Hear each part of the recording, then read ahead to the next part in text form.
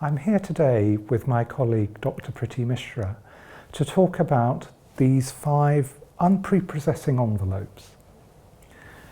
They come from a crucial point in the process of the independence of the Indian peoples, and they document a meeting between Mahatma Gandhi and Lord Mountbatten, the last Viceroy, which took place on the 2nd of June 1947.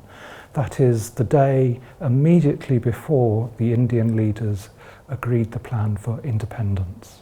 By June 1947, we were in a position where there were 2 sides of the argument, the Indian side and what was clearly an avowedly Pakistani side that was demanding a separate nation of Pakistan. These 2 demands, a demand for a separate state of Pakistan and a unitary India that would encompass the areas that would be Pakistan, were incompatible. And Mountbatten found himself in a position where he would have to somehow resolve these 2 demands and get everyone to the table and agree to a plan for going forward, for making a sort of clear-cut plan for Indian independence. What this resulted in was a plan for partition. What was the role of Gandhi in this? Gandhi was a fairly central person, a central figure in Indian nationalism from 1914 onwards. From this, between 1914 and 1947, he had led 3 of the largest mass movements for independence that India had ever seen. They were very successful movements, with the help of the Indian National Congress and his other colleagues, able to politicize the Indian masses as never before. And for Gandhi, it was really important that India be one unified nation, that there be an acknowledgement of racial and religious difference, linguistic difference. However, this difference should not tear India apart. And that was his stated position. And therefore, we find Gandhi in this double bind where he has crafted this nation along with his colleagues and is finding himself in a position where he cannot stop the tearing apart of this nation. Things get very bad from August 1946 onwards. That is when the violence truly begins, and this accelerates over the next few months. So by the time we get to June 1947, there is a clear sense that the partition has to happen, and has to happen now before more lives are lost. So there is a sense of urgency both on the part of Mountbatten, but also a sense of acceptance on the part of Gandhi that this is going to happen. We have these 5 envelopes. They've had the backs cut off. We've got a clear writing surface on the inside. They were all sent to Gandhi during May. Gandhi comes into the meeting with Mountbatten and he doesn't speak. He gets out these papers and he writes on the back of them, "I am sorry I can't speak. When I took the decision about the Monday silence, I did reserve 2 exceptions, i.e. about speaking to high functionaries on urgent matters or attending upon sick people. But I know you don't want me to break my silence. Have I said one word against you during my speeches? If you admit that I have not, your warning is superfluous. There are 1 or 2 things I must talk about, but not today. If we meet each other again, I shall speak. Badshah Khan is with me in the Bangi colony. He said, 'Do ask the Viceroy to remove the governor. We won't have peace till he is gone. I don't know whether he is right or wrong. He is truthful. If it can be done decently, you should do it.'" This is a remarkable statement by Gandhi. In a sense, it is almost a denial of what he'd stood for, but it's also a sort of realization that this is going to happen, and that I think if he were to go against it at this point, on balance, things would be much worse.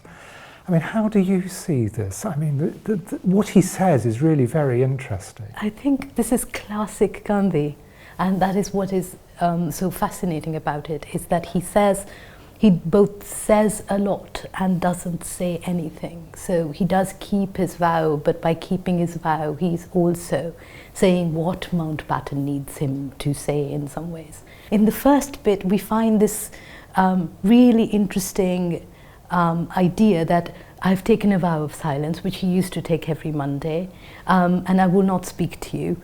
But at the same time, he says I had two exceptions, and the first exception is rather interesting for our purposes, isn't it? Well, you would have thought accepting high functionaries on urgent business, this is precisely what that exception should be. Yes, absolutely. Because obviously Mountbatten is a high functionary and the partition is an incredibly urgent matter. But I think in not speaking and particularly noting this as an exception, he is saying that this is no longer an urgent matter. My speaking, my making a stand about the partition is no longer an urgent matter. What in fact is urgent is that I should step back and not say anything. There is this deep anxiety that things are at a precipice, that there is violence that's ready to break out. Violence is already breaking out. And if Gandhi said something, perhaps it would complicate matters, cause more violence, more confusion. And I think that is what he's trying to do here, but he does it very strategically. So in some ways, silence is the only option, but he wants his silence to speak. And in that way, he is also trying to tell Mountbatten that if I had spoken, I wouldn't have critiqued you, but it is still hard for me to accept the partition.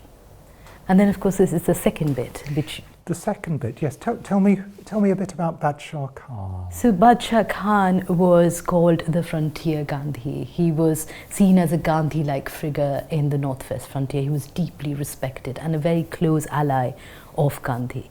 So there is a sense that if he is, as he puts it at the end, that I don't know whether he's right, but he is truthful. There is this sense that this is someone from our side trying to tell you how to rule properly. And in some ways raising this question right here about Badshah Khan and the Northwest frontier and talking to the Viceroy about administrative matters is also interesting when juxtaposed to the urgency of the first bit. Yes, indeed. Because what he is trying to do is saying, I have moved past this, I've moved past the partition, now I'm looking at what we need to do going forward. And you are still the Viceroy of India. You still need to make sure that the Northwest Frontier province is ruled properly by a proper governor. So there is this sense that he's not saying anything here, but he's also saying, I've accepted this, we need to move on now. What is the next thing we need to take care of? And he does use vows through his life in this way, where he tries to produce the vow as something that is beyond reason, that you can't sort of argue someone into or out of a vow, that the vow stands outside. It is something emotional, sometimes religious. Gandhi has had this meeting with the Viceroy, but what is his status at this point in the process of partition? His status is quite marginal at this point, and this is something that is that we should note, that the 2nd of June meeting is his last opportunity to have any say in the process at all. Partly because he has distanced himself from the conversation about the partition, but he's also distanced himself from the Congress Working Committee. He's no longer central to Indian National Congress politics at this point. And this allows him both to say that I'm not agreeing with the partition, but also then limits his influence over the procedure. And then things move on very rapidly indeed, because the Indian leaders have gone away. They have to come back to the Viceroy the following day, the 3rd of June, and at the meeting on the 3rd of June, the plan for partition is accepted by all the parties. And then later in the day, Lord Mountbatten goes on All India Radio, and his broadcast is followed by one by Nehru, one by Jinnah, and then one by Baldev Singh. So all parties have declared their acceptance of this plan, and all of India knows it at this stage.